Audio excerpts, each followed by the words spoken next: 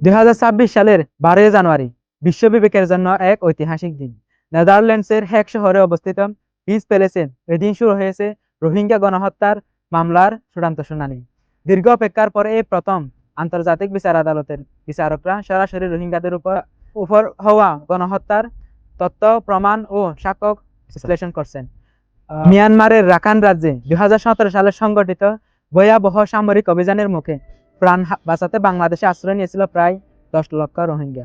সেই মানবিক বিপর্যয়ের প্রায় 8 বছর পার হতে চললেও আজও কাটেনি অনিশ্চয়তার মেঘ। তবে এই দীর্ঘ পথ চলার রোহিঙ্গাদের জন্য আশার আলো হয়ে আছে নেদারল্যান্ডের হেগে অবস্থিত আন্তর্জাতিক বিচার আদালত। রোহিঙ্গা সংকট নিরসনে আইসিজের রায় একটি গুরুত্বপূর্ণ মাইলফলক হতে পারে। এটি মিয়ানমারের উপর আন্তর্জাতিক চাপ বজায় রাখবে এবং ভবিষ্যতে নিরাপদ প্রত্যাবাসন নিশ্চিত করার জন্য একটি শক্তিশালী রক্ষাকবচ। বিশ্ব সম্প্রদায় এখন তাকিয়ে আছে হেগের আদালতের চূড়ান্ত রায়ের দিকে, যেখানে নির্ধারিত হবে 10 লাখ মানুষের বিচার পাওয়ার অধিকার। ধন্যবাদ।